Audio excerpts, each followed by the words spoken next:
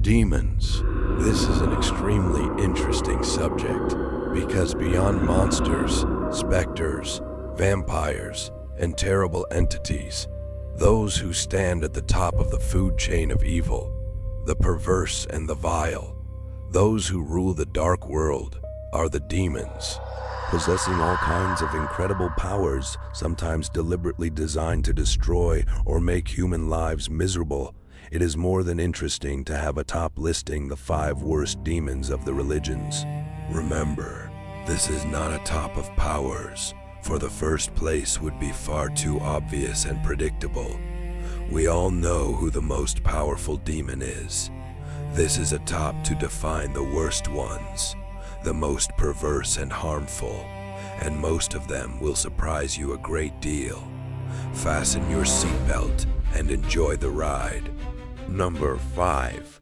Have you never heard that phrase of Edmund Burke that says that all that is necessary for the triumph of evil is that good men do nothing? Meet then the demon who is theoretically responsible for it. Manah. The great power of this being is to prevent individuals from performing good actions, producing all kinds of powerful sensations. Greed, when an elderly beggar who can no longer work asks us for some change. Fear, when we see a person being abused by one or several stronger individuals. Apathy, when we could do something to help an animal or someone in trouble and we do not. Or the general unease some feel when they could perform a noble action and do not. Manah's power does not stop there.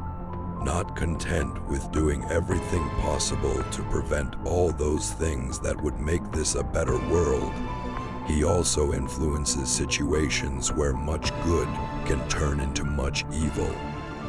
Not in vain, he is capable of turning good parents into bad ones.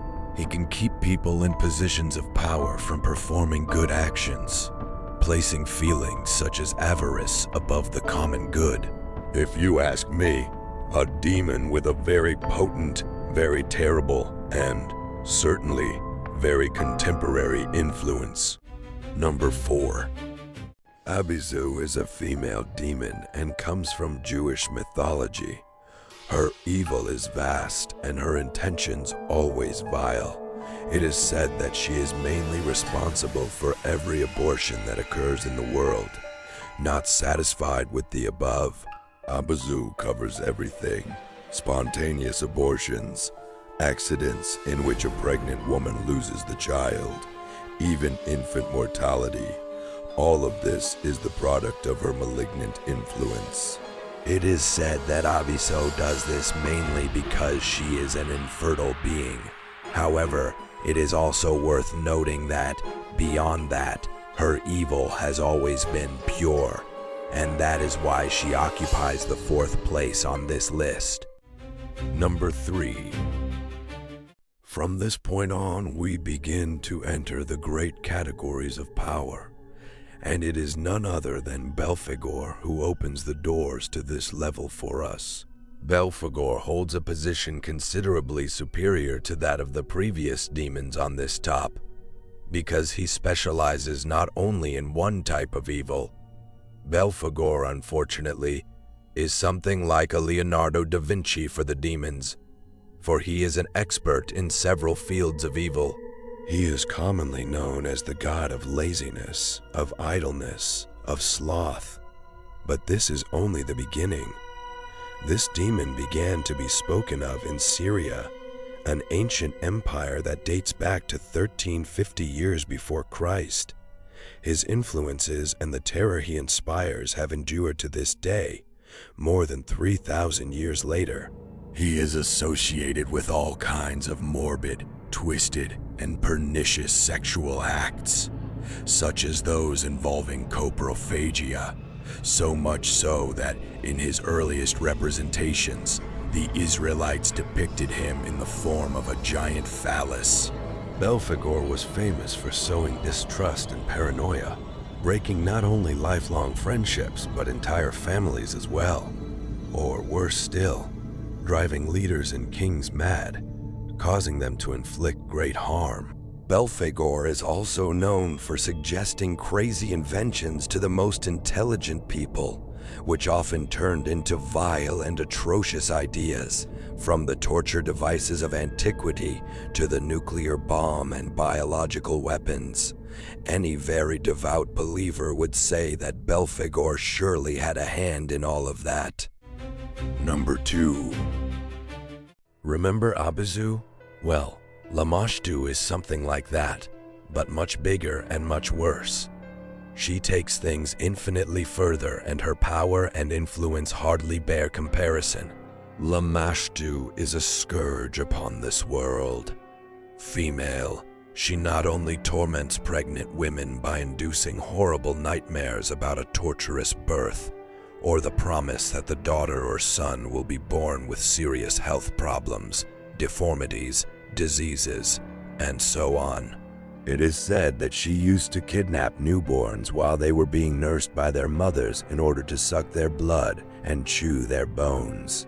She is known for infecting rivers and lakes with terrible diseases, and she is accused of killing the crops of entire villages, making them perish from hunger and need. Lamashtu also spreads diseases at a level far superior to the other demons on this list. When she wishes, she can start massive plagues. She was so terrible that it is said the desperate inhabitants resorted to other demons to defend themselves from her. Here is an interesting fact. Abyzou, the Mesopotamian demon who became famous because of the movie The Exorcist, was often invoked by the inhabitants so that he would protect them from her. However, Lamashtu's superior power could hardly be stopped by other infernal beings. Her mere presence, which is said to be one of the most horrifying things that exist, serves to traumatize any mortal. She answers to absolutely no one, and that is why she is in second place. Having seen such terrible beings up to now, some of which are even more perverse than Satan himself, and which basically encapsulate all the worst evils that exist in this world, one cannot help but wonder, who can be in first place, and what kind of damage does he promise to inflict upon the world? Number 1. Abaddon is perhaps the most feared demon that exists, for good reason. He may not be the most powerful, that place, of course, belongs to Satan, but without a doubt, he is one of the vilest and most threatening of the entire underworld. His dark nature is such that St. John described him in the Bible as a destructive force in the universe. But later it is revealed that he is in fact an individual being who is granted the rank of King of the Bottomless Abyss, the one who holds the souls of the lost. He is also described as the Angel of Destruction, the Angel of Death, the leader of the Apocalypse, and the commander of an infinite army of locusts. Let us put it in simple terms. Abaddon is the one who will bring about the destruction of the world.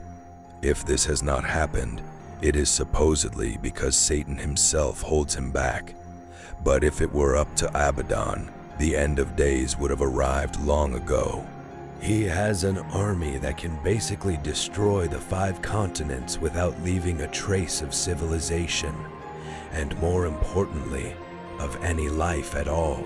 Held in the deepest part of the abyss, Abaddon takes pleasure in turning planet Earth into a great, hot, arid, and dead desert.